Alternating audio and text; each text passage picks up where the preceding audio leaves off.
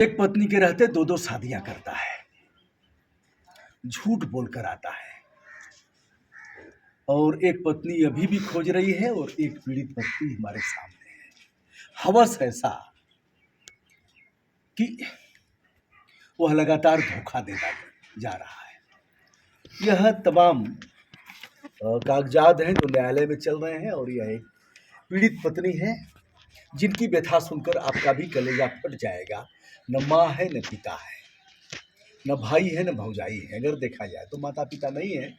माता पिता शादी करते हैं यह सोच करके कि नया परिवार होगा, और अग्नि को साक्षी दे करके पति 7 फेरे लगाता है, और उसमें सप्तपदी पढ़ी जाती है, जिसमें महिला कहती है कि कुछ भी करोगे तो पूछ करके करोगे, और वह 7 वचन निभाए जाते हैं अग्नि को साक्षी दे करके। लेकिन एक ऐसे बेवफा, ऐसे पति के बारे में हम बात करने जा रहे हैं जिसके बारे में आपको जानना जरूरी है।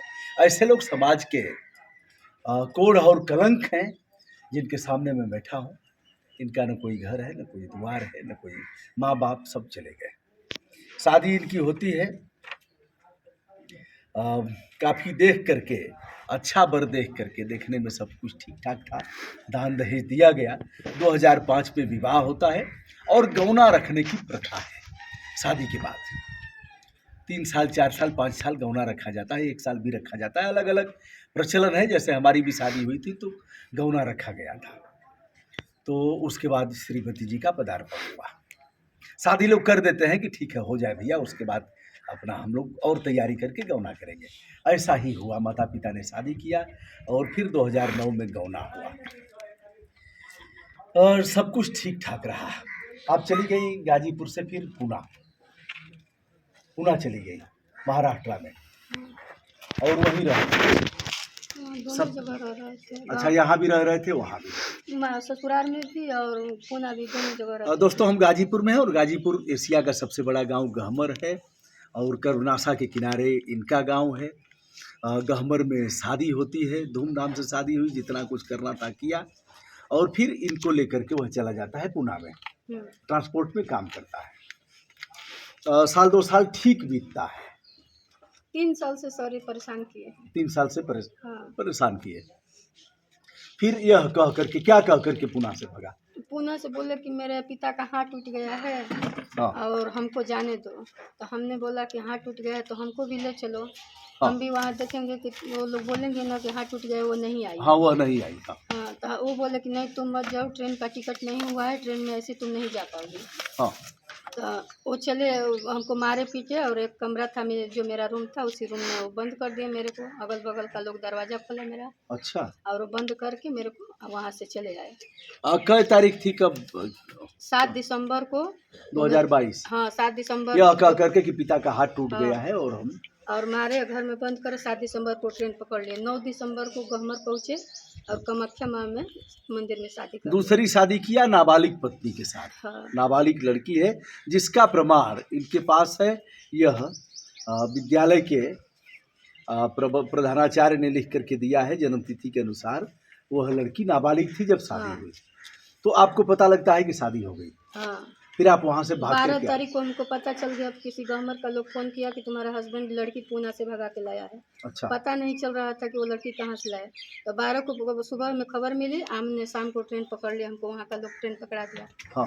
14 को अपने भतीजा को लेकर मैं उसके घर गई, तो दोनों मेरे पेट। यह एक दुखद पक्ष है कि जो इनका बेड शादी में दिया गया था, वह दोनों सोते हुए पकड़े गए। हाँ। यह पहुंच गए तो उसी बेड पर दोनों थे। हाँ, एक ही रूम देखे, हम भी देखे, ये मेरे भतीजा भी देखे। अच्छा, उसी रूम में एक ही बेड पर पड़ा हुआ था। फिर आपने क्या किया?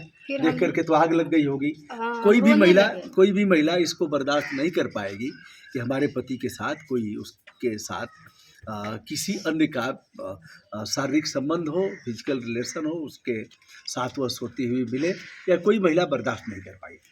आप देख करके रोने लगी, और फिर? हाँ सर, फिर मेरी सास घर में आई मेरे रूम में, और लड़की को कपड़ा पकड़ करके अपने रूम में लेके चली गई। अच्छा, उसको लेके चली गई। हाँ, अगना में चौका पूरा हुआ था और मेरा पति का पैर रंगा हुआ था। यानी जल्दी की शादी हुई थी। हाँ। 14 को आप पकड़ी हैं, हाँ 9 को शादी 9 हुई को थी। शादी हुआ था। तो दोस्तों रंग जो पैर में रंगा जाता है वो रहेगा ही, महीनों तक रह जाता है। और फिर सासू लेके चली गई। सासू ने दूसरे क्या रूम किया? आप तो उनकी बहू थी। हाँ, तो ससुर द्वार पर से आए, उनका वो हाथ, वो बोले थे कि हाथ टूट गया है, लेकिन हाथ उनका बंधा हुआ नहीं था, ऐसे खुला था। अच्छा। फिर मेरे मायके से बहुत 10-12 लोग गया, मेरी बुआ सब लोग गया था। तो पंचायत हुआ, फिर 23 तारीख को पंचायत का मान्य रखा गया कि 23 तारीख को पंचायत। तो वो लोग बोला कि 23 तारीख को, 23 तारीख के भी हमारे मायके से लोग गया, लेकिन वो लोग न रखने पर तैयार हुए। हम लोग बोले, मेरे मायके का लोग, भतीजा लोग बोला कि इसको कम से कम 10,000 15,000 रुपया दोगे तभी तो खर्चा चलेगा। हाँ। आया तो खेते नामे कर दोगे, तो इसके पास तो पति था वो भी छीना गया। कुछ नहीं रहेगा तो इसका कौन सेवा करेगा, हाँ। इसको कौन करेगा। हाँ। लेकिन मेरा ससुर बोले कि जो इसको देंगे इसी पैसा से हम केस लड़ेंगे, लेकिन इसको हम लोग नहीं देंगे। यह है जब अब यह कोर्ट के कागज हैं, पारिवारिक परिवार न्यायालय में चल रहा है, मुख्य न्यायिक दंडाधिकारी के यहाँ चल रहा है यह केस, चल रहा है। मारने पीटने का जो इनके साथ मारपीट किया है उसने भी केस किया है फर्जी, और यह कहा है कि यह लेकर के चली गई। क्या बोला है? ये सब लोग बनाते हैं, हाँ, लोग वो केस बना बनाते हैं। के पुणे में मैं गहना मेरा था और मंगलसूत्र जो करवा चौथ में तीज व्रत में पहनी थी। तो जब वो मार दिए थे ना, तो हम सोचे कि बक्सा में से कपड़ा निकाल रहे हैं, लेकिन वो कपड़ा के साथ साथ बात उनकी, वो मेरा गहना निकाल लिए और गहना निकाल करके लेके वो अपने गाँव आ गए। अब यह दम्भ, यह कहना कि जितना हम देंगे उतने में केस लड़ लेंगे। तो अगर इस तरह के मामले लंबित नहीं होते इस तरह से, कितने दिन से धक्का खा रही हैं आप कोर्ट में? 6 महीने से। 6 महीना से। हाँ। 3 महीना तो ऐसे उसमें चला 3 गया, महीना महिला प्रकोष्ठ में चला। महिला प्रकोष्ठ में चला हाँ, है। अब फरवरी से ये केस शुरू हुआ है। यह केस शुरू हुआ है। हाँ। जिस तरह से एमपी एमएलए कोर्ट बनाया गया है और खट खट खट खट मामले आते हैं, निस्तारित होता है, ऐसे मामले इसमें भी होने चाहिए। यह नाबालिग लड़की के साथ शादी कर रहा है और इसके प्रमाण भी हैं। और इन्होंने जब भाग करके आया है तो इन्होंने पैसा दिया, तभी आप वहाँ से निकल पाई। नहीं, हम आए थे ना, हाँ। तो फिर 3-4 महीना वो रूम मालिक फ़ोन करने लगा कि आओ मेरा रूम का रेंट दो। हाँ। तो हमने कोर्ट में अपने आदमी को फ़ोन कई बार पकड़ाया कि फ़ोन लो, रूम मालिक से बात कर लो, पैसा दे दो। हाँ। तो उन्होंने बोला कि नहीं हम नहीं जाएंगे। तो उनके पिता बोला रूम मालिक से कि हमारा लड़का मर गया है, उसका अच्छा। प्रूफ मेरे मोबाइल में है, रिकॉर्ड है। हाँ। तो मेरा लड़का मर गया है, रूम खाली कर, अपना सामान ले लो और सामान लेकर रूम खाली कर दो। तो रूम मालिक ने बोला कि हम कबाड़ी सामान ले के क्या करेंगे, हमारा पैसा जो है पैसा दे दो। तो वो नहीं गया, तो फिर हमको जा कर के रूम खाली करना पड़ा। रूम खाली करना पड़ा और उसने इसका उसने प्रमाण सब पत्र दिया है। हाँ। तो निशा कैसे न्याय मिलेगा आगे? अब आप ही लोग ने सर करवाएंगे। वह आप ही लोग ने उसी के साथ रह रहा है। हाँ, अच्छा, एक लड़की और घूम रही है, उसको खोज रही है पूना में। पूना में। हाँ। उसके साथ भी कर की शादी किया है। हाँ, वो शादी किया, लेकिन वो बोल रही है कि मेरा पति बोला कि 8 दिन में जाएंगे, कंपनी के काम से जा रहे हैं, 8 दिन में तेरे पास आ जाएंगे। जिस तरह से इनसे झूठ बोल करके आया कि हमारे पिता का हाथ टूट गया है, मैं जा रहा हूँ, उसी तरह से उसको भी झूठ बोल करके आया कि हम जा रहे हैं कंपनी के काम से, फिर आएंगे। फिर 8 दिन में तेरे पास आ जाएंगे। तो आज तक नहीं लौटा। नहीं लौटा, वो गया ही वो अभी खोज रही है और यह केस लड़ रही है। ऐसे भी गंदे लोग हैं जिनका मामला है। निशा को कैसे न्याय मिलेगा?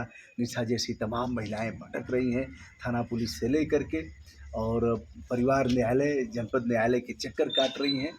उनको अगर आर्डर होता है देने का महीने का, तो उस आर्डर का भी क्रियान्वयन नहीं होता है, फिर उसके बाद कोर्ट में जाती है और यह चलता रहता है। हाँ सर। वकील साहब लोग क्या कहते हैं कि वकील साहब लोग कहते हैं कि इतना जल्दी तो केस ख़त्म नहीं होगा, न्याय मिलेगा, लेकिन अब कब मिलेगा, मैं तो परेशान हूँ। वो तो राज में है, उनका तो पति मिल गया, मेरा तो सब कुछ छिन गया।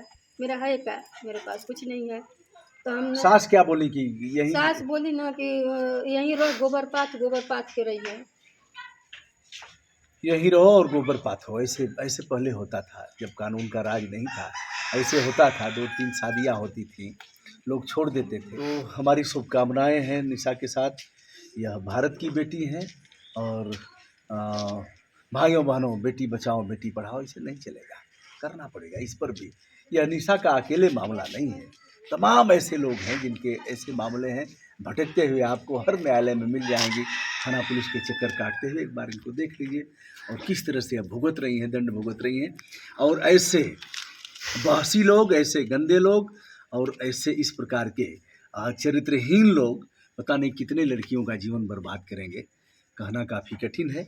बहरहाल मेरे स्तर से क्या हो सकता है, मैं पूरा प्रयास करूँगा और मैं यह कहूँगा, कई बार इनके दिमाग में यह बात आई कि हम अपना जीवन समाप्त कर लें, आत्महत्या कर लें, और अब रह कर के ही क्या करेंगे, कोई सुन नहीं रहा है।